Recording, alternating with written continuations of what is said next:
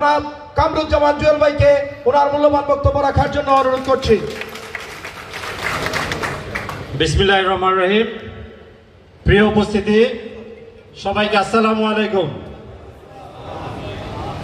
নেতৃবৃন্দ, আজকের এই কর্মী সভার বিষয়বস্তু হচ্ছে সাম্য ও মানবিক সমাজ নির্মাণে আমাদের দিক নির্দেশনা। আমাদের দিক নির্দেশনা দিয়েছেন আগামীর রাষ্ট্রনায়ক জনাব তারেক রহমান। আমরা তার প্রতিনিধি হয়ে আপনাদের মাঝে এসেছি, আপনাদের মাঝে কিছু বার্তা দিব।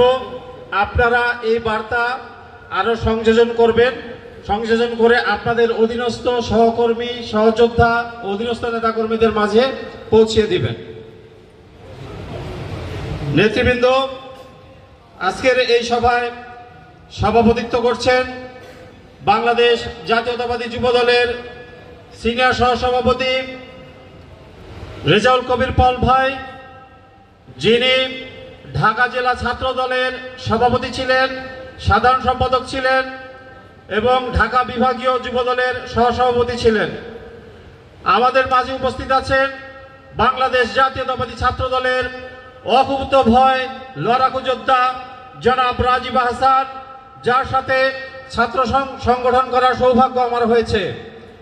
আমাদের মাঝে উপস্থিত আছেন সহযোদ্ধা ভাই, এই ফ্যাসিস্ট হাসিনা বিরোধী আন্দোলনে যার দুর্বার আন্দোলন জাতি দেখেছে, যার কৃতিত্ব অস্বীকার করার মতো না, আমাদের সহযোদ্ধা ভাই রাকিবুল হাসান রাকিব। আমাদের মাঝে উপস্থিত আছেন স্বেচ্ছাসেবক দল কেন্দ্রীয় সংসদের যুগ্ম সাধারণ সম্পাদক নিয়াজ মাকদুম মাসুবিল্লাহ, আমার সহযোদ্ধা বন্ধু। উপস্থিত আছেন মৌলভীবাজার জেলা যুবদল সাধারণ সম্পাদক এম এ মহিদ, জেলা স্বেচ্ছাসেবক দল সভাপতি জি এম মুক্তাদির রাজু, জেলা স্বেচ্ছাসেবক দল সাধারণ সম্পাদক আহমেদ আহাদ, জেলা ছাত্রদল সভাপতি রুবেল আহমেদ, জেলা যুবদল সাংগঠনিক সম্পাদক হাফেজ আহমদ মাহফুজ, জেলা ছাত্রদল সাধারণ সম্পাদক আকিদুর রহমান সোহান সহ থানা, ইউনিয়ন, পৌর এবং ওয়ার্ডের উপস্থিত নেতৃবৃন্দ। আমরা গত 17 বছর আন্দোলন করেছি মানুষের ভোটের অধিকার ফেরত পাওয়ার জন্য, বাক স্বাধীনতা ফেরত পাওয়ার জন্য, তাই নয়?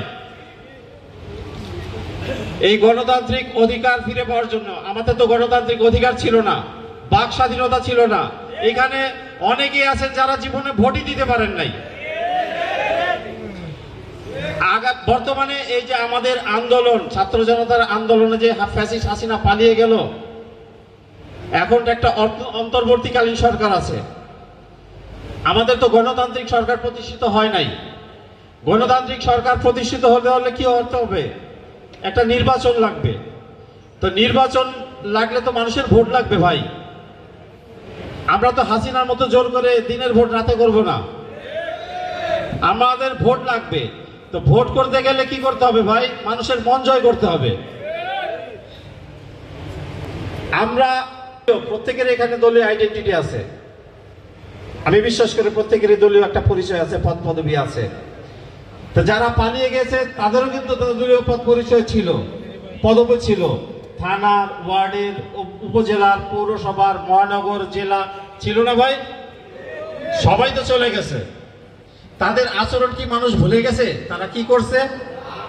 তো তাদের আচরণের সাথে আমাদের আচরণের মানুষ কিন্তু খুঁজবে।